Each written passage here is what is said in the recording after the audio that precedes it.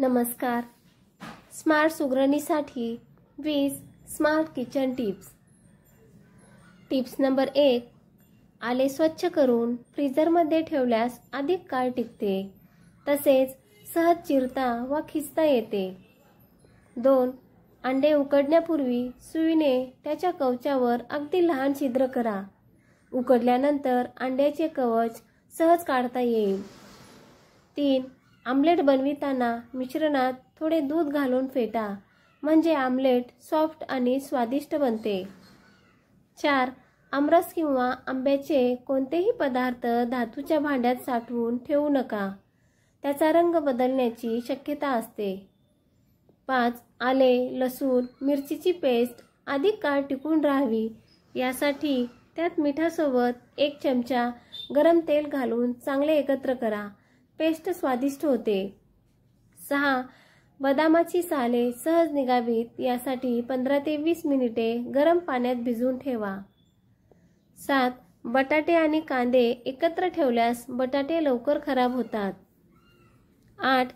पावभाजी करताना त्यामध्ये थोडेसे बीट किसून घालावे, यामुळे पावभाजीला छान रंग येतो. 9. पावभाजी करताना पाव एकसारखे कापले जावेत यासाठी एका भांड्यात गरम पाणी ठेवावे आणि त्यात बुडवून गरम झालेल्या सुरीने पाव कापावा, यामुळे पाव चांगले कापले जातात. 10. फरसबी, मटारचे दाणे, भोपळी, मिरची इत्यादी भाज्या शिजवताना आधी हळद मीठ घातलेल्या पाण्यात भाज्या शिजवाव्या, यामुळे रंग हिरवागार राहतो. 11. आळूच्या वड्या करताना पाने स्वच्छ पुसून थोडेसे तेल लावावे आणि वरून पीठ पसरावे, यामुळे वड्या चुरचुरीत होतात. 12. लाल भोपळा, कलिंगड, खरबूज यांच्या बिया कडक उन्हात वाळवाव्या, नंतर सोलून साठवून ठेवाव्या. पदार्थ गार्निश करण्यासाठी त्याचा उपयोग होतो. 13. मेथी धुतल्यावर थोडं मीठ लावून ठेवा. 14. तांदूळ शिजवताना लिंबाचा रस घाला, भात पांढरा होतो. 15. पुलाव करताना संत्र्याच्या सालीचं चूर्ण मिसळा, यामुळे पुलावला सुगंध प्राप्त होतो. 16. सॅलड बनवण्याआधी भाज्या आणि फळं फ्रीजमध्ये ठेवा, मनासारख्या आकारात कापता येतील. 17.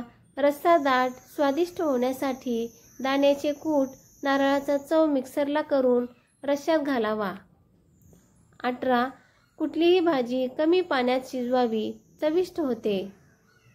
19. भांड्याला कांद्याचा वास लागला असेल तर थोडा वेळ मिठाच्या पाण्यात घालून ठेवावे. 20. हाताला किंवा पाटावरवंट्याला येणारा मसाल्याचा वास जावा म्हणून त्यावर कच्चा बटाटा किंवा लिंबू चोळा. धन्यवाद.